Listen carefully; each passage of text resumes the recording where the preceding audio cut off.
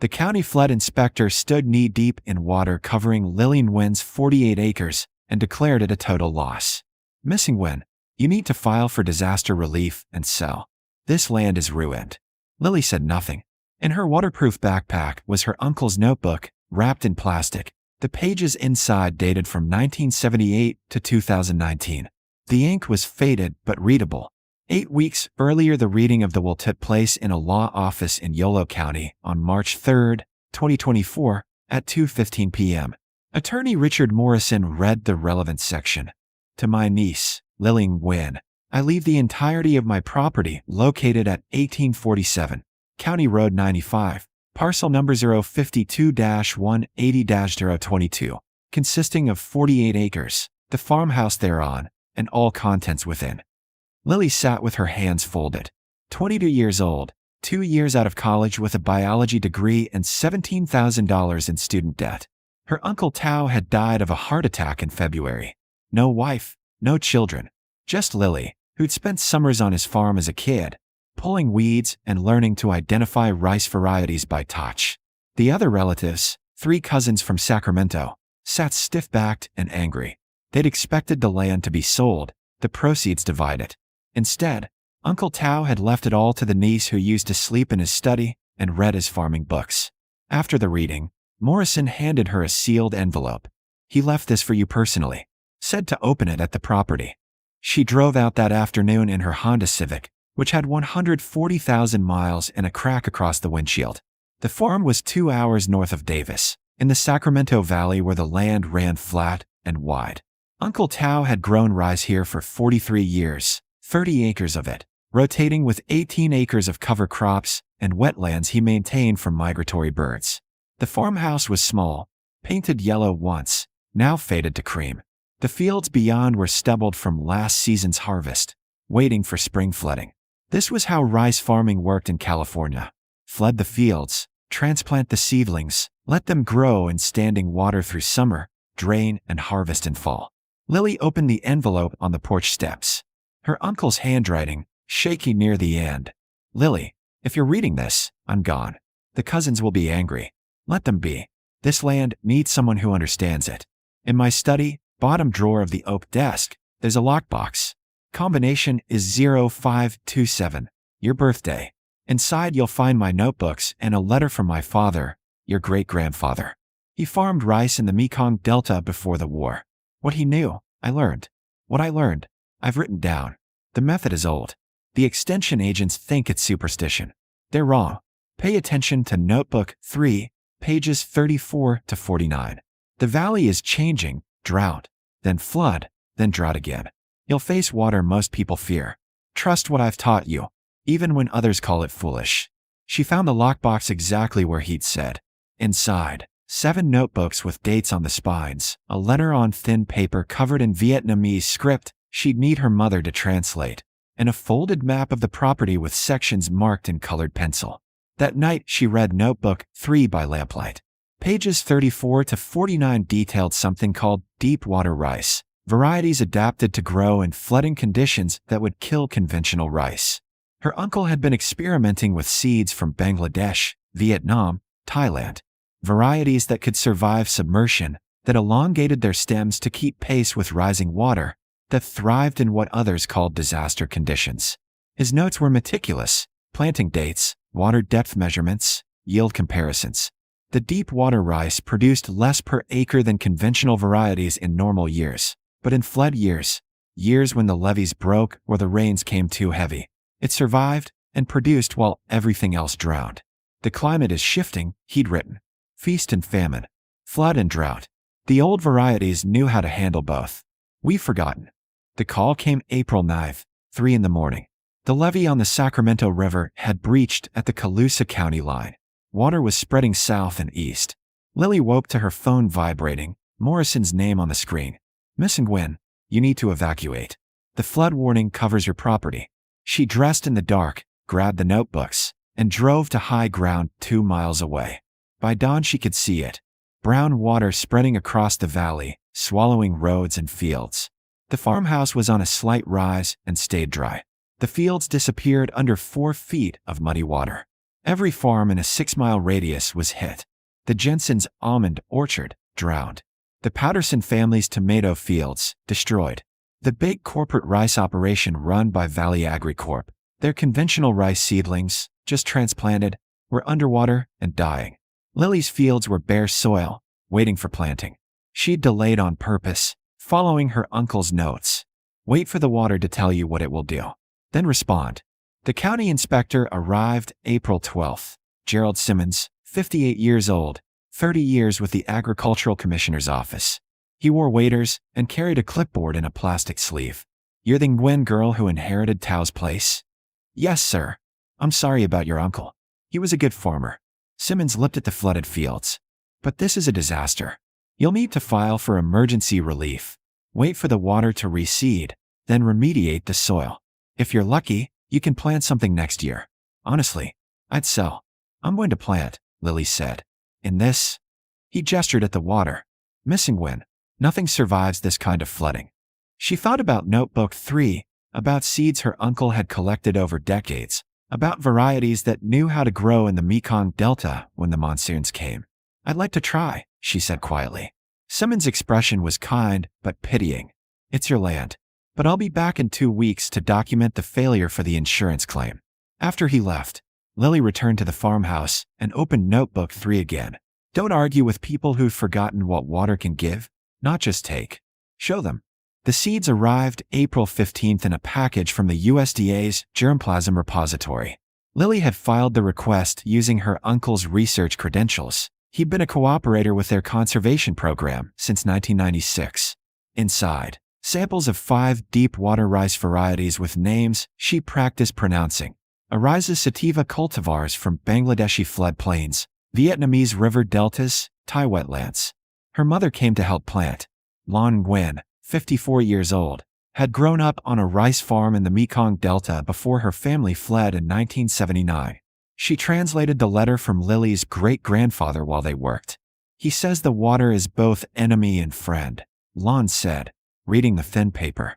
In our village, the floods came every year. The farmers who fought the water lost everything. The farmers who understood the water, they chose rice that grew with it, not against it.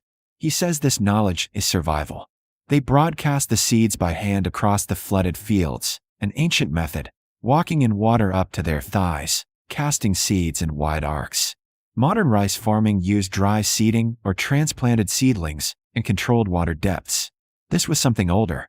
The neighbors came to watch. Tom Jensen owned the drowned almond orchard to the north. He pulled up in a truck caked with mud. Lily, what the hell are you doing? Planting rice. In 4 feet of water? You'll lose every seed. Lily kept walking, kept casting. Her mother moved parallel, 20 feet away, methodical and silent. Your uncle was a smart man, but this is crazy, Jensen said. Take the insurance money. Cut your losses. By April 18th, she'd planted 30 acres. The remaining 18 were designated wetlands and couldn't be farmed anyway. Uncle Tao had enrolled them in a conservation program that paid him to maintain habitat for migratory birds. Ducks and geese were already arriving, thousands of them, filling the flooded fields with sound. Valley AgriCorp sent a man named Derek Stone, regional manager, 42 years old, tailored shirt with the sleeves rolled up like he'd been working even though his hands were clean. Miss Nguyen, I'll be straightforward.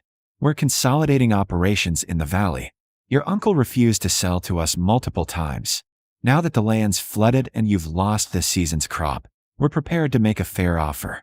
$22,000 an acre. That's over $1 million for 48 acres. Lily was checking the water depth with a marked stake. 4 feet 2 inches. Stable. It's not for sale. You just planted in a flood zone. Whatever you put in the ground is going to rot.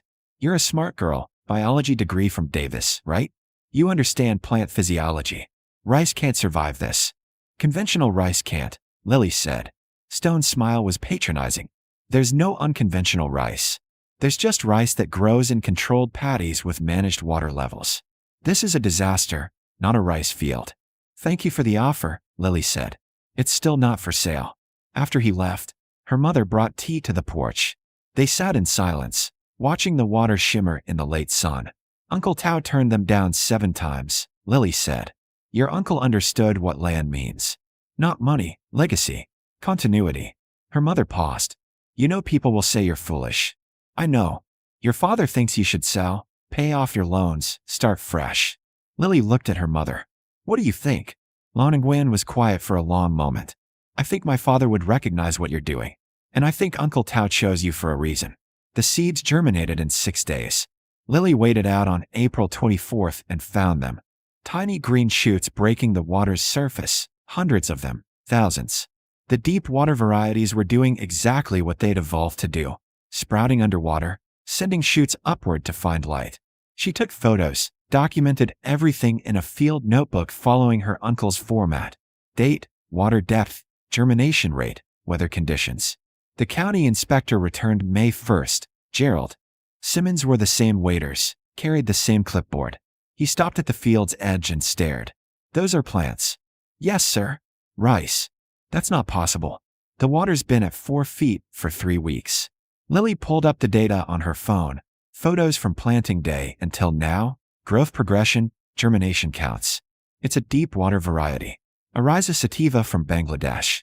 They're adapted to monsoonal flooding. Simmons waited out carefully, bent down, examined the shoots. His face went through several expressions. I've been doing this for 30 years. I've never seen rice survive standing water like this. My uncle was experimenting with them for 15 years. He believed they were the future for the valley. Climate's changing, flood and drought cycles getting more extreme. Why didn't he ever tell the extension service?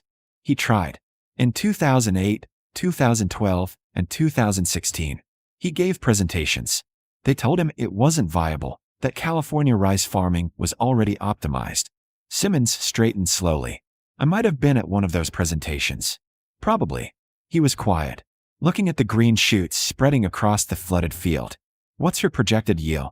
Lower than conventional rice in a normal year. But this isn't a normal year. Everyone else has 0 yield. I'm projecting maybe 3,500 pounds per acre if the varieties perform as expected. And if they don't, then I'll have tried something instead of nothing. By May 15th, the rice was 8 inches tall and growing visibly. The water began receding as the river levels dropped, down to 3 feet, then 2.5. The plants kept pace, their stems elongating, leaves spreading. Tom Jensen stopped by again, this time with his wife Carol.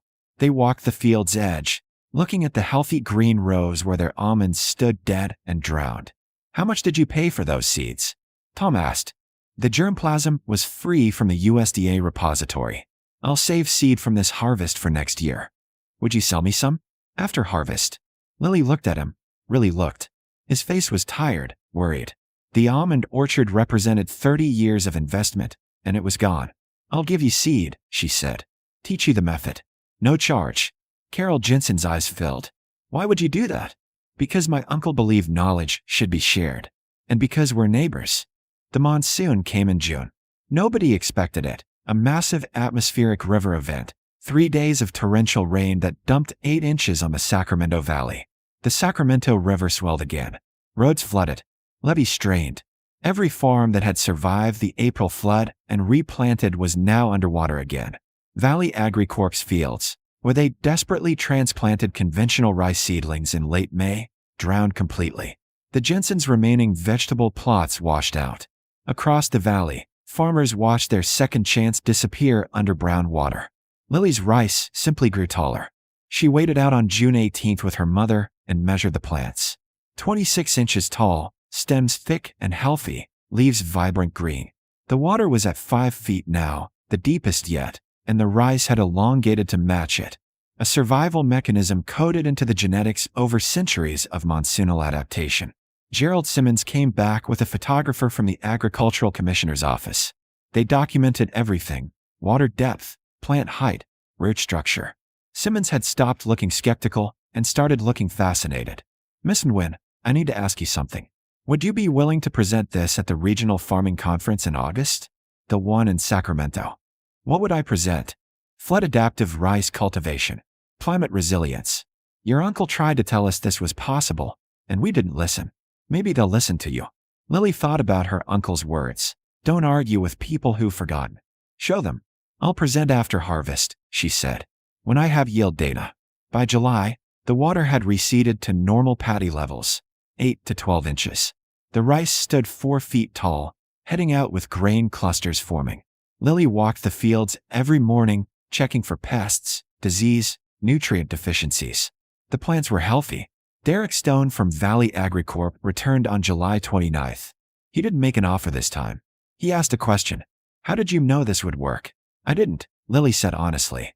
"But my uncle spent 15 years researching it, and my great-grandfather survived on this knowledge. I trusted their experience.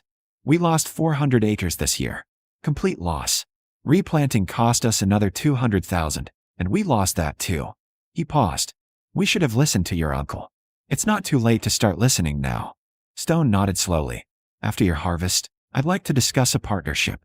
Not buying your land, contracting with you to advise our operations on climate-adaptive varieties. We need to change how we farm." Harvest came September 12th. Lily hired a custom harvester, a massive combine that cost $1,200 for the day, but could process 30 acres in 8 hours. The machine rumbled through the fields, cutting and threshing, grain pouring into the collection bin. The Jensens came to watch. So did the Vangs from 3 miles south, the Martinez family from the east section, and a dozen other farmers who had heard about the girl farming in floodwater. When the combine finished and the numbers were calculated, Lily had yielded 3,680 pounds per acre across 30 planted acres. Total, 110,400 pounds of rice. At current market prices of 42 cents per pound, that was $46,368. Not a fortune, but every other farm in the flood zone had yielded zero. Tom Jensen stood in the stubbled field as the sun set. "You saved seed for me. 200 pounds. Enough to plant 10 acres next year. I'll help you with the timing and technique." He nodded, not quite able to speak. The Regional Farming Conference was held August 23rd at the Sacramento Convention Center. Lily presented in a room that seated 200.